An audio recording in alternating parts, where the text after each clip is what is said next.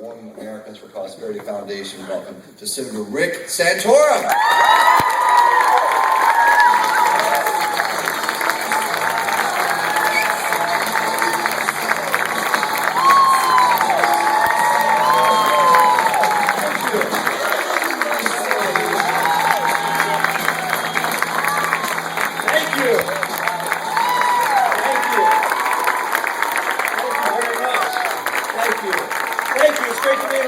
Thank you so much. Thank you for the great introduction. Thank you for this very, very warm welcome. It is great to be here in the center of the political wars here in Wisconsin. And I just want to say I have to give a shout out to two great Wisconsin leaders. One, I just want to say to all of you, thank you for electing your great and courageous governor and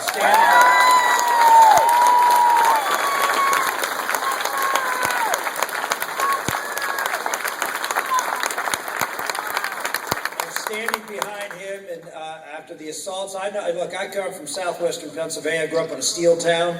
I represented one of the most heavy labor districts in the entire country. It was a 71% Democratic district. And I know what it's like, to fight the bullies. And there's no tougher bullies than the public employee unions. And I just want to say to your governor, I am for you, I am behind you, and I will do everything I can to help make sure that you stay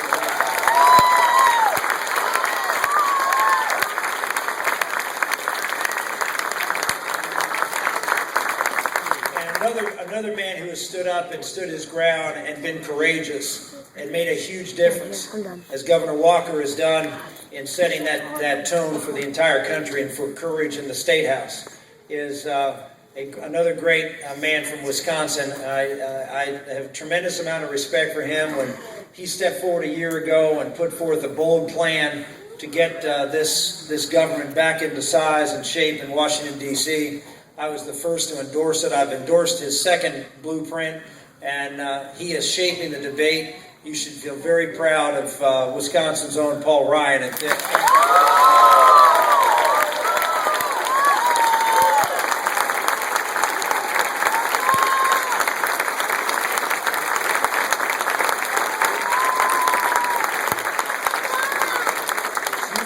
you folks up here are leading in Wisconsin. It's pretty impressive. You're leading not just in the state houses, but you're leading the country. And it is exciting to be here with you here today. And I'm trying to do a little leading myself in this race, trying to go out and talk about the big issues of the day. To me, this race is the most important race, certainly maybe the most important race since the election of 1860. This is a race that fundamental things are at stake.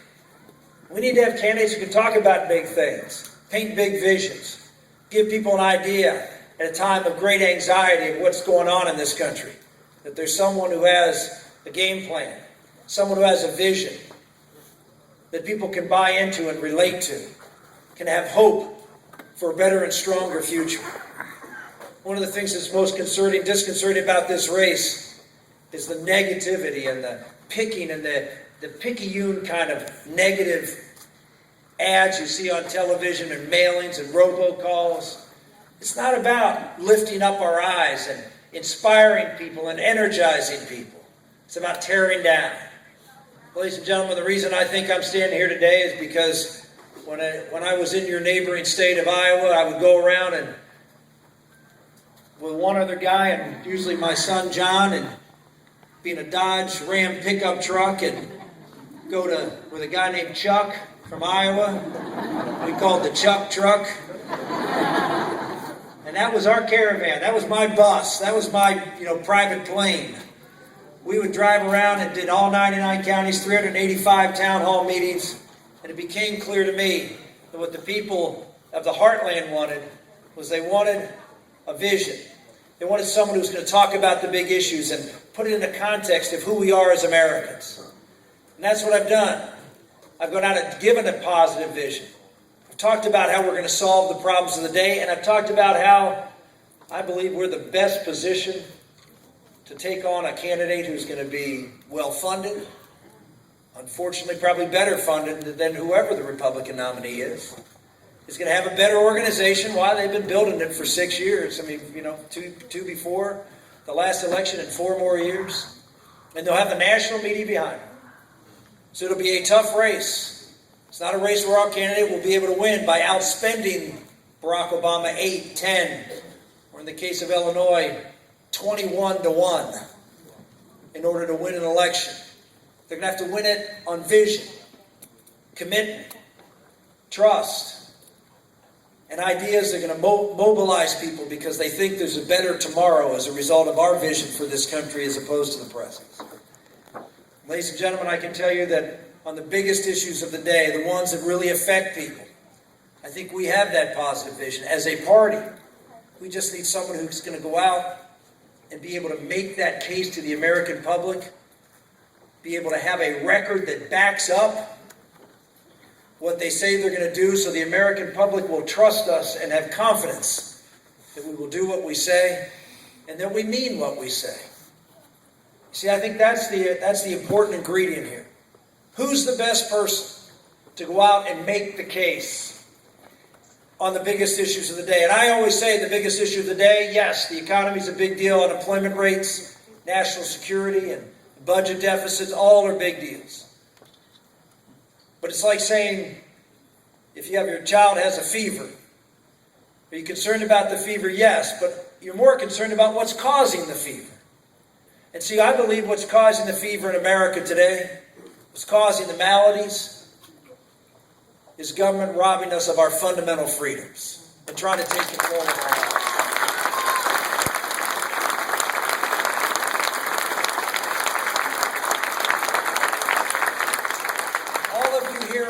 Almost all of you here are here because ancestors came because they didn't want the yoke of government in the countries they lived in to manage their lives and tell them what opportunities they would have and didn't have.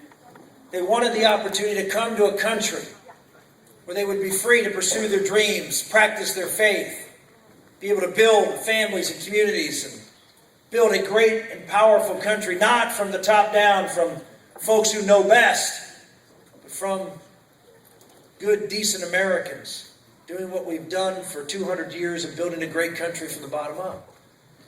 You see, that's what's at stake in this election. Those very foundational things. And there's no more important legislative act that crushes that American spirit, that changes that American dream than, of course, Obamacare. It is the one bill that brought me into this race, because I know it is a game changer for America. It is so bad on so many fronts. It will hurt our growth, our economic growth. It will stifle employment growth. It will explode the size and scale of the federal government, now estimated to cost almost $2 trillion over the next 10 years. It will raise taxes, and it will make every single American.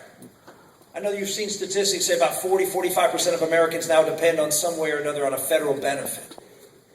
After Obamacare, 100% of Americans will be dependent upon the federal government for your health and your life. And when that happens, freedom is extinguished in America, because there is no amount of tribute you won't pay to the government to get what you believe you or your children or your parents need. That's why I'm in this race. And that's why this has to be the central part of this race, because it affects everything that is on the minds of people in America today. Well, who is the best person to take that message out there and paint a vision of having a track record of believing, not in government control of healthcare, but of believing in you, believing in free people and free markets like we've solved every major problem in this country. Who's had a record that does that? How many people are familiar with health savings accounts? Well, 20 years ago, Bill Clinton was running for president.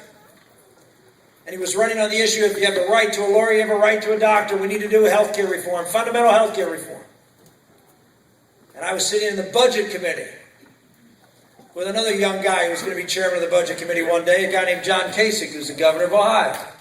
And the two of us had some conversations about, maybe we should have an alternative. Something that believes in markets and free people. And so we came up with this idea and introduced it 20 years ago. As far as I know, the first members of Congress to ever do so. And I fought for it and campaigned on it in election after election.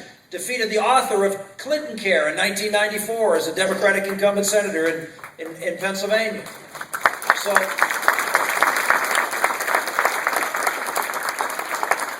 I've run this race against the last Democratic attempt to take over the healthcare system and won in Pennsylvania, believing in free people and free markets.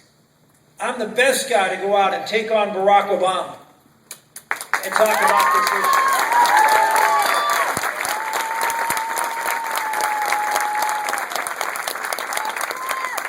Unfortunately, there is one candidate in this race who is uniquely unqualified to take on this issue. Because as governor of Massachusetts, he instituted a government-run healthcare system, the first in the nation, where the government would mandate everybody buy insurance, fine you if you don't, fine the employer if they don't, create government entities or which you have to buy your insurance, set up systems where it's actually advantageous for people to drop their insurance and get on the Medicaid program if you're an employer or if you're an employee. If you don't have an employer-provided insurance, to actually wait until you get sick until you buy insurance. As a result, Massachusetts healthcare is now the highest in the country. Rates have increased higher than every other state. Waiting lines for doctors. A disaster in cost, $2 billion over budget. And who's paying for it? You. Because almost all of the new enrollees on the Romney Care Plan are Medicaid recipients, which you help pay for. This is the vision of Governor Romney. This is what in 2008 he stood up and said during a debate, I support mandates. Mandates are good. They work. We are now on Monday going to be in the United States Supreme Court arguing that mandates from the federal level are unconstitutional. And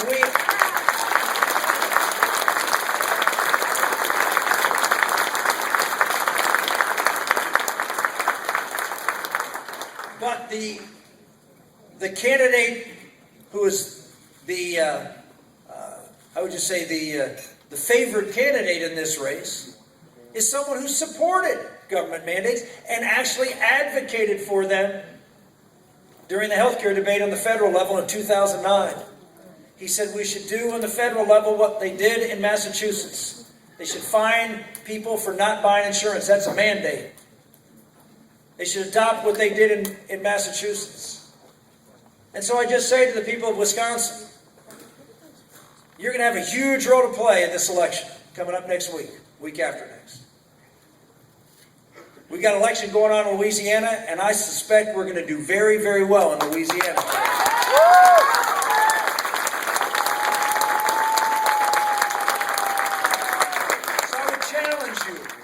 I would challenge you. You're here because you're conservative. You're here because you believe in free people and free markets. You're here because you want someone who can represent your values, not just on health care. Let's take another one, energy. Energy is the number probably other than healthcare, where 75% of the people, by the way, in America do not believe that individual mandate's the right thing. 75% are opposed to it. Yet if it's a race between Romney and Obama, you have two candidates who supported it. Why would we do that? On energy, you have a president who's shut down every opportunity for us to get more oil and gas out of the ground. Offshore, deep water, Alaska, federal lands, won't build the Keystone Pipeline. He said, when he campaigned, he was for higher gas prices. He has a policy that is destroying our economy by raising energy prices, destroying our economy by not putting people to work in the energy fields, not getting revenues. We went from $10 billion offshore and getting revenues 3 years ago to zero. If we just allow federal leases to be put out based on consumer and market demand, we will be able to raise in lease fees alone over $2 trillion over the next 30 years. You want to reduce the budget deficit? lower energy prices, get this economy going, create jobs in the energy field. This is a no-brainer. And you say, well, why isn't Governor Romney the best person to make that argument? Because when he was governor, he said that he was for higher gas prices, so that he thinks that there are an eventuality that it will drive down consumption. He was for the concept of man-made global warming, and as governor put in the first CO2 cap on energy plants, utility plants. He was for cap and trade. He adopted the same plans to say that fossil fuels were bad and we needed to reduce our dependence on them and use them. Why would we put someone up when this is the hot button issue of the day of energy costs? Why would we put someone up who gives that issue?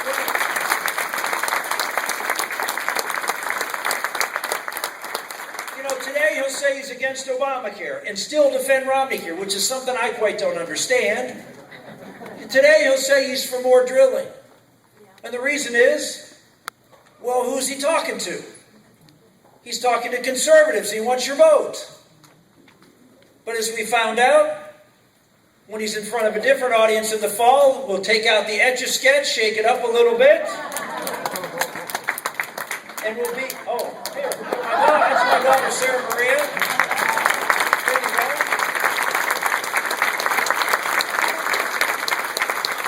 That's my 14-year-old. She played Vanna White in this little show here. So you take out the Etch-a-Sketch. My public policy isn't written on an Etch-a-Sketch. It's written on my heart because I'm a conservative. I don't just run as a conservative.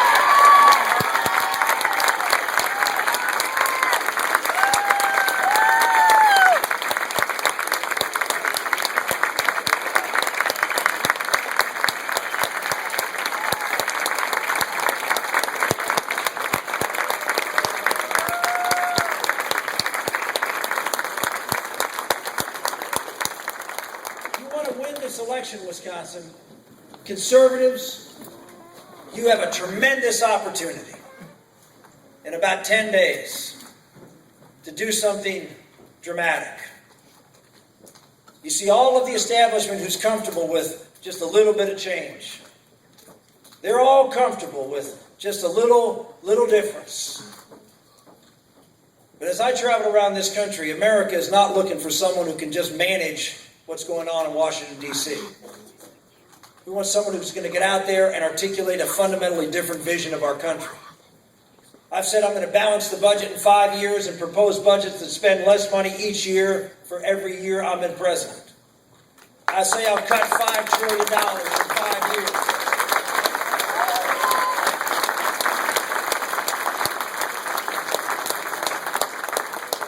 Governor Romney has said he hopes to be on a glide path by the end of his 8th year to a balanced budget. He says he's going to do tax reform, and it's a 65-point plan. That is not tax reform. That is more of the same. We've taken I congratulate Paul Ryan. We have two tax rates of 10 and 28%. Paul Ryan, 10 and 25%. We have a simple tax code. We get rid of the old tax code, 5 deductions, children, charities, pensions, healthcare, and housing. Everything else, simple. We take the corporate tax, which is the highest in the world. The corporate tax is 35%. We cut it in half. We get rid of all deductions, all exclusions, make it simple. Small businesses pay the same as big businesses. And then for manufacturers and processors. Because as I traveled around this country and went to small town America and rural America, not only did I see the hurt going on in those communities because of the lack of energy jobs, but I also saw it because that's where most manufacturers are. That's where a lot of blue-collar workers are who are out there with 2.5 times the unemployment rate of those with a college education. And we need someone who's out there who grew up in a steel town, who can talk to people, working people, who don't want to be on food stamps and government benefits under this president.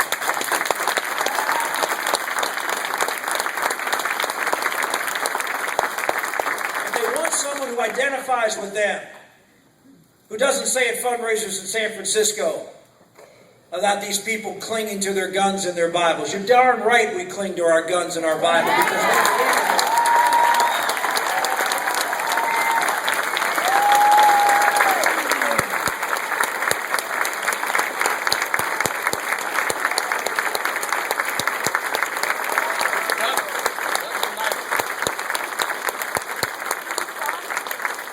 We need someone on the Republican ticket who's not a financier from Wall Street, but someone who grew up, whose parents worked, serving veterans in public housing on VA grounds, who understands what it means to have a strong military and to stand by our men and women in uniform and not go around this country apologizing for our military and for our country around the world.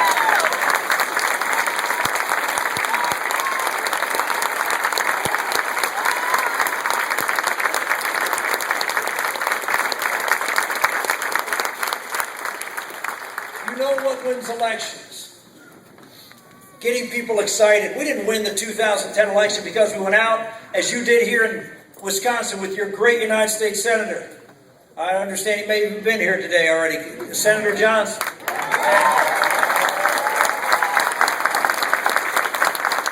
He didn't run out and say, oh, we need to get Ron Johnson out here because he's a moderate who can attract voters in the middle. Is that what won Wisconsin 2 years ago? No. We stood for something. You knew when Senator Johnson was going to take that oath of office, you knew what he was going to do. And they trusted him. They didn't necessarily agree with everything, but they trusted he was going to do what he thought was best for America, not play games with the insiders in Washington, D.C. And that's what we need as presidential nominee.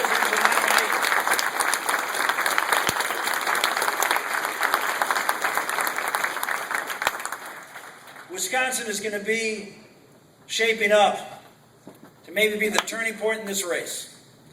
I know that sounds surprising because usually states like Pennsylvania, that's another few weeks after Wisconsin, we don't really play in presidential politics. But this is a different time. And I suspect that Wisconsin may be the inflection point. You get to determine whether you want to nominate somebody who robs us of the most important issues of the day. Freedom.